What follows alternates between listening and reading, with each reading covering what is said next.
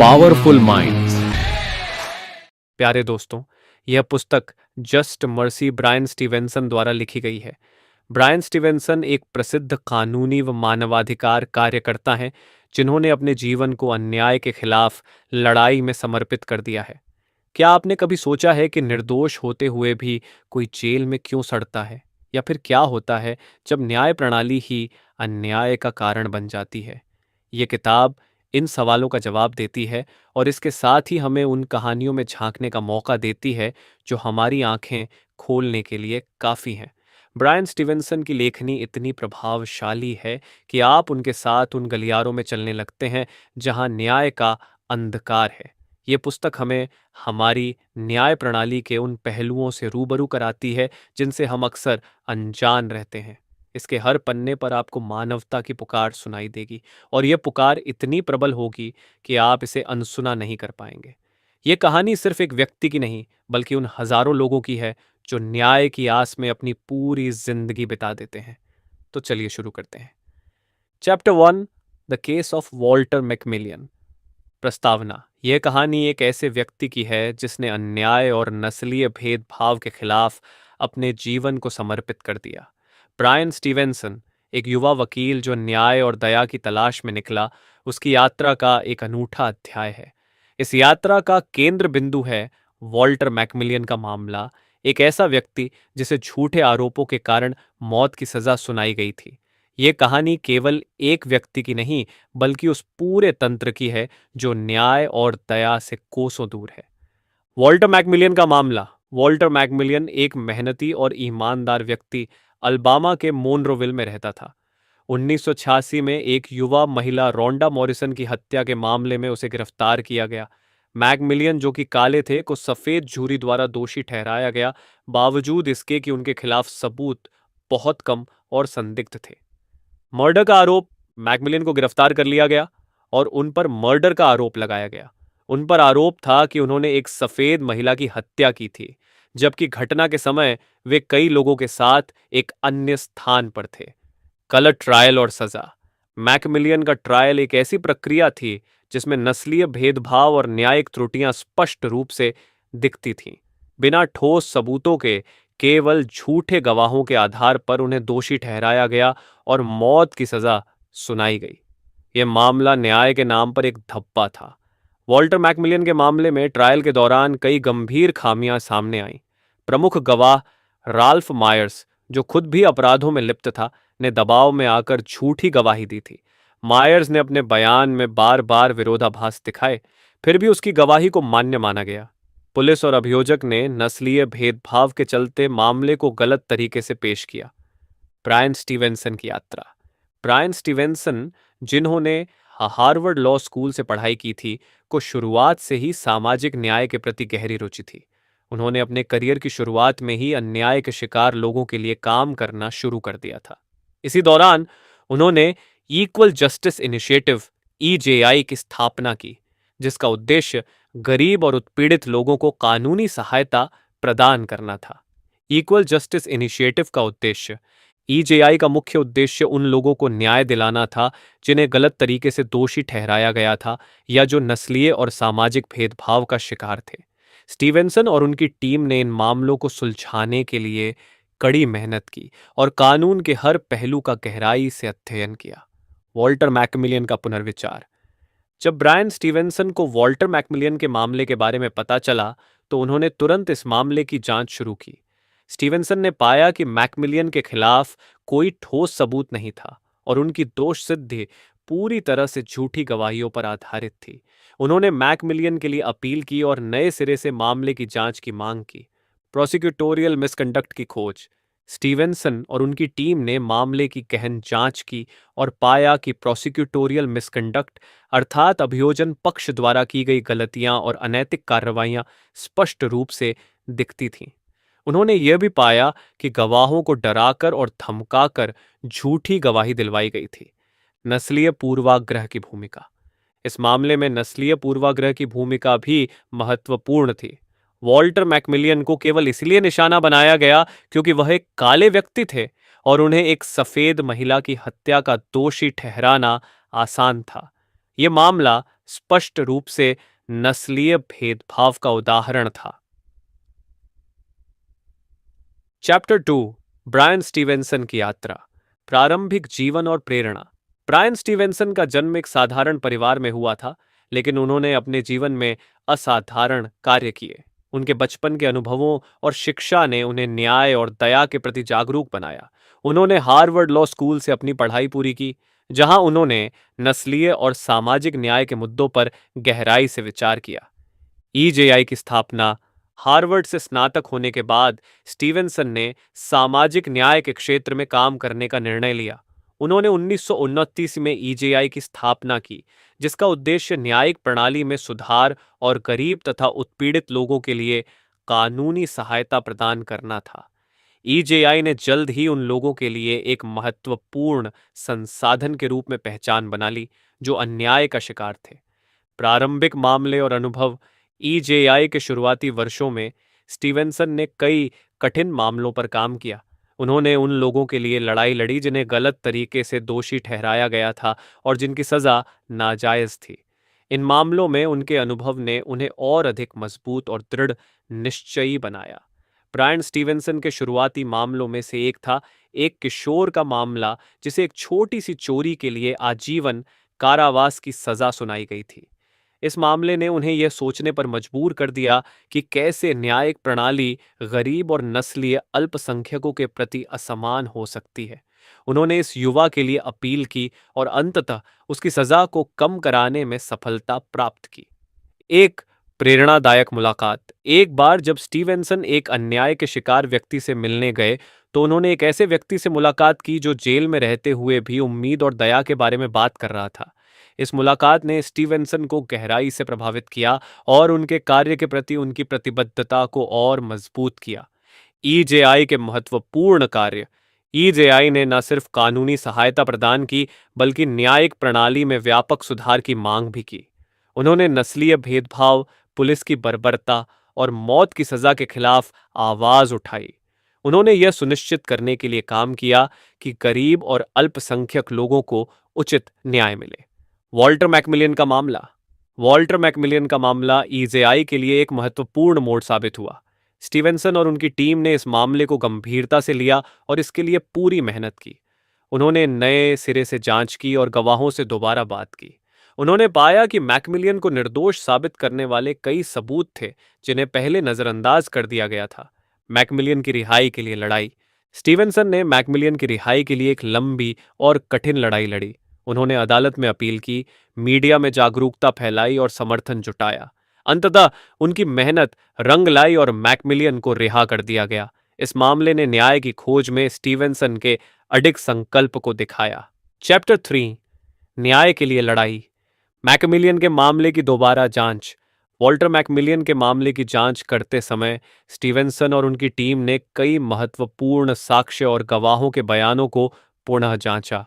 उन्होंने पाया कि कई गवाहों ने पुलिस के दबाव में झूठी गवाही दी थी। उन्होंने उन गवाहों से फिर से बात की और सच्चाई सामने लाने का प्रयास किया। साक्ष्य का पुनः परीक्षण। स्टीवेंसन ने तकनीकी साक्ष्यों और फोरेंसिक रिपोर्टों का भी पुनः परीक्षण किया। उन्होंने पाया कि कई सबूतों को या तो गलत तरीके से प्रस्तुत किया गया था या फिर उन्हें पूरी तरह से नजरअंदाज कर दिया गया था। इन नए साक्ष्यों ने मैकमिलियन की निर्दोषता को साबित करने में महत्वपूर्ण भूमिका निभाई। मीडिया और जन समर्थन। स्टीवेंसन ने मीडिया का सहारा लिया और मैकमिलियन के मामले को जनता के सामने लाया। उन्होंने बताया कि कैसे एक निर्दोष व्यक्ति को केवल नस्लीय भेदभाव के कारण मौत की सजा सुनाई गई थी। यह मामला जल्द ही सुर्खियों में आ गया और लोगों का समर्थन जुटने लगा। न्यायालय में अपील। स्टीवेंसन ने न्यायालय में कई अपीलें दायर की और मैकमिलियन के लिए न्याय की मांग की। उन्होंने न्यायालय को नए साक्ष्यों और गवाहों के बयानों के आधार पर मामले को पुनः विचार करने के लिए मजबूर किया। उनकी मेहनत और प्रतिबद्धता ने अंततः सफलता हासिल की। वॉल्टर मैकमिलियन की रिहाई। लंबे संघर्ष और कानूनी लड़ाई के बाद वॉल्टर मैकमिलियन को अंततः निर्दोष साबित कर दिया गया और उन्हें रिहा कर दिया गया। यह स्टीवेंसन और उनकी टीम के लिए एक बड़ी जीत थी, लेकिन यह न्यायिक प्रणाली में सुधार की आवश्यकता को भी उजागर करता है। चैप्टर 4, मौत की सजा के बंधनों में जीवन। मौत की सजा की कठोरता। मौत की सजा सिर्फ एक कानूनी निर्णय नहीं है, ये एक मानसिक और भावनात्मक यातना भी है। वॉल्टर मैकमिलियन और उनके जैसे अन्य कैदी इस सजा के मानसिक प्रभावों से जूझते हैं। दिन रात का डर, हर क्षण मौत के करीब होने का एहसास और निरंतर अनिश्चितता उनके जीवन को एक कठिन संघर्ष बना देती है। मैकमिलियन का अनुभव। वॉल्टर मैकमिलियन के लिए मौत की सजा का समय मानसिक और भावनात्मक रूप से बहुत कठिन था। जेल की चार दीवारी में बंद उन्होंने अपने परिवार और दोस्तों से दूर एक अज्ञात भविष्य का सामना किया। मौत की सजा के साथ रहने वाले कैदियों का एक सामान्य अनुभव है, वे दिन रात उसी भय के साए में जीते हैं कि कब उनकी अंतिम घड़ी आ जाएगी। अन्य कैदियों की कहानियां। ब्रायन स्टीवेंसन ने कई अन्य कैदियों के साथ भी काम किया जो मौत की सजा का सामना कर रहे थे। इनमें से कई कैदी गलत ढंग से दोषी ठहराए गए थे और उनकी कहानियां समान रूप से हृदय विदारक थीं। कुछ कैदियों ने अपने अनुभव साझा किए जो दर्शाते हैं कि कैसे यह सजा उनके मानसिक और भावनात्मक स्वास्थ्य को प्रभावित करती है। मनोवैज्ञानिक और भावनात्मक प्रभाव। मौत की सजा के तहत रहने वाले कैदियों में डिप्रेशन, चिंता और अन्य मानसिक स्वास्थ्य समस्याएं आम हैं। उनके जीवन का हर दिन एक नया संघर्ष होता है और वे लगातार तनाव और असुरक्षा में जीते हैं। इन कैदियों की मानसिक स्थिति पर पड़ने वाला असर बहुत गहरा होता है और यह उनके जीवन की गुणवत्ता को प्रभावित करता है। ब्रायन स्टीवेंसन की मदद। स्टीवेंसन और उनकी टीम ने इन कैदियों की मदद के लिए कई प्रयास किए। उन्होंने उनके कानूनी मामलों को सुलझाने के साथ साथ उन्हें मानसिक और भावनात्मक सहायता भी प्रदान की। स्टीवेंसन का मानना था कि न्याय केवल कानूनी मामलों तक सीमित नहीं होना चाहिए, बल्कि यह हर इंसान की गरिमा और सम्मान की रक्षा भी करना चाहिए। आशा और पुनर्वास।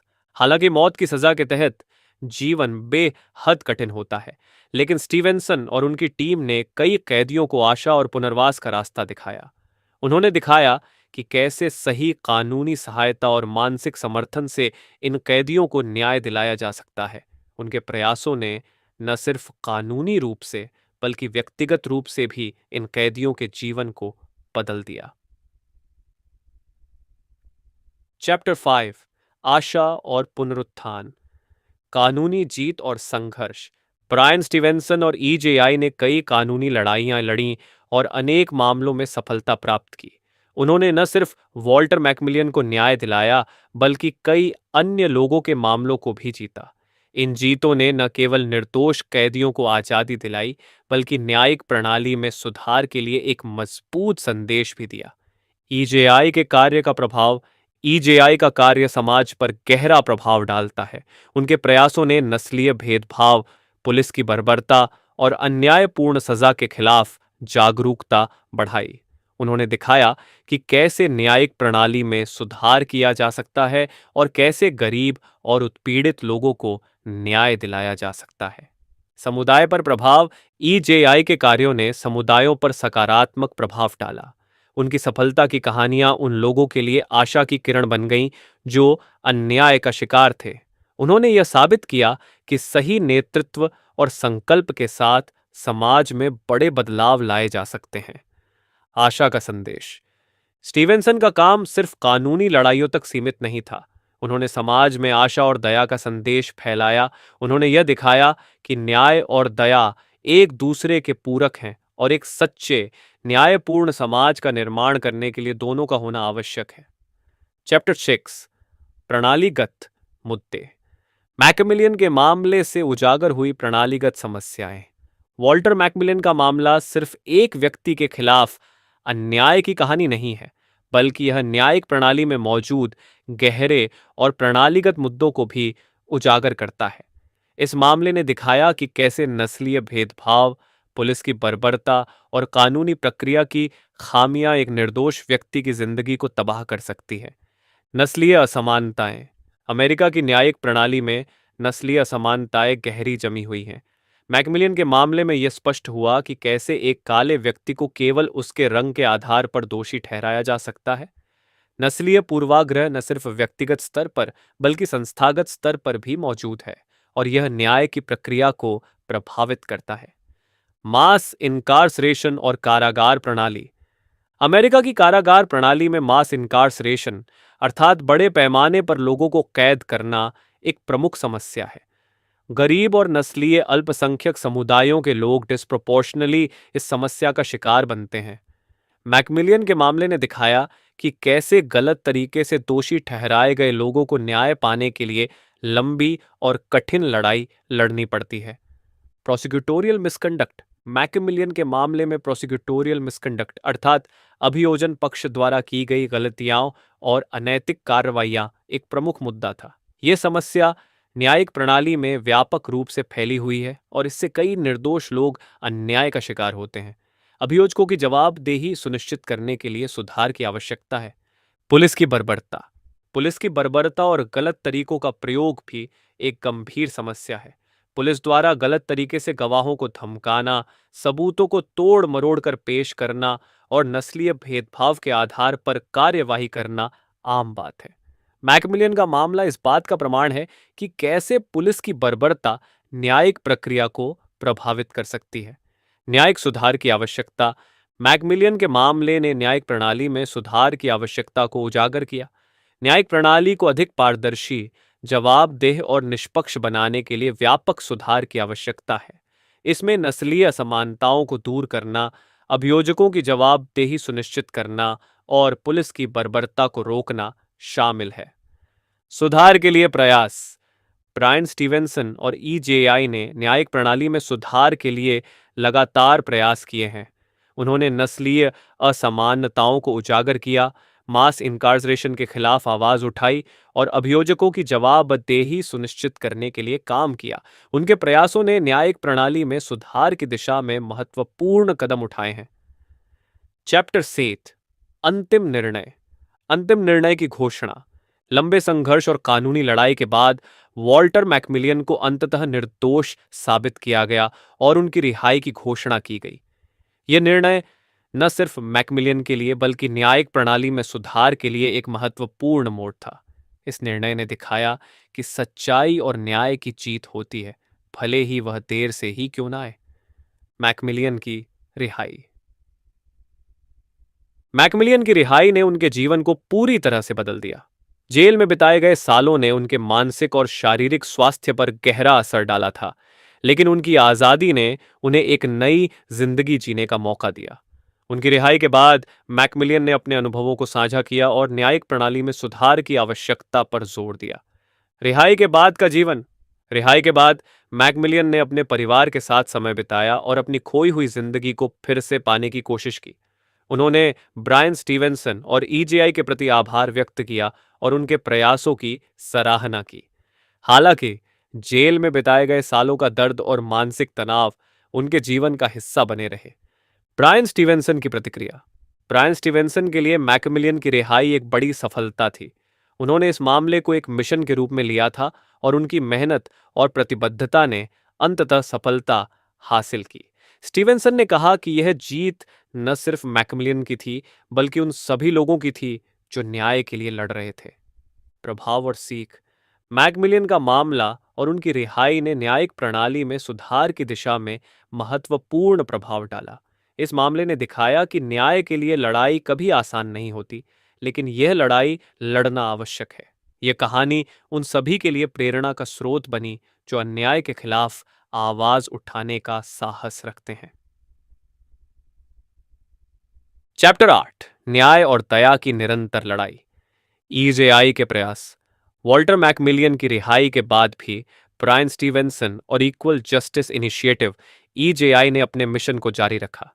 उनका उद्देश्य उन सभी लोगों के लिए न्याय प्राप्त करना था जो न्यायिक प्रणाली की खामियों और नस्लीय भेदभाव के शिकार थे।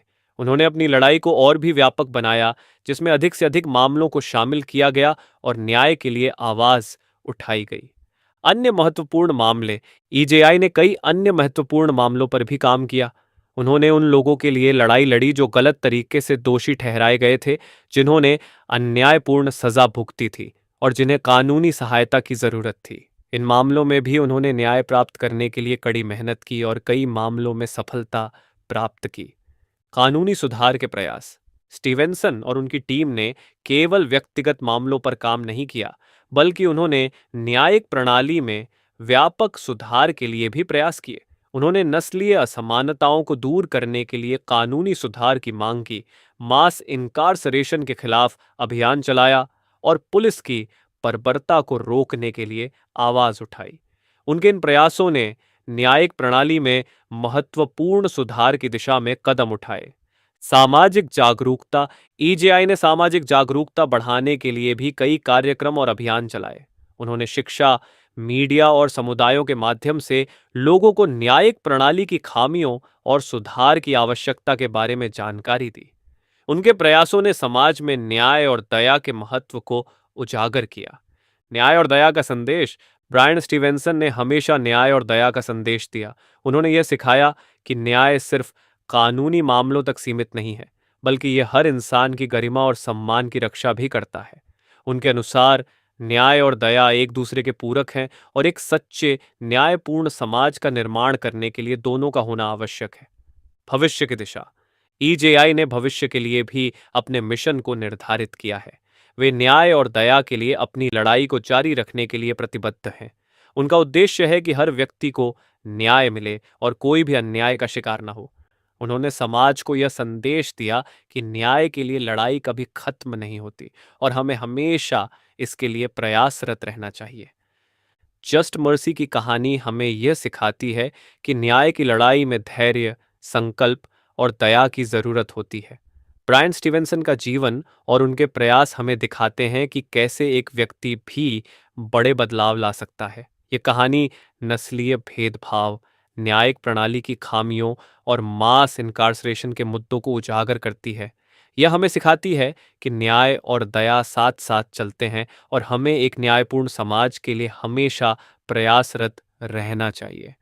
आशा करते हैं कि यह वीडियो आपको काफ़ी पसंद आया होगा। तो ऐसे और वीडियोस के लिए बने रहिए हमारे चैनल पावरफुल माइंड्स के साथ। धन्यवाद।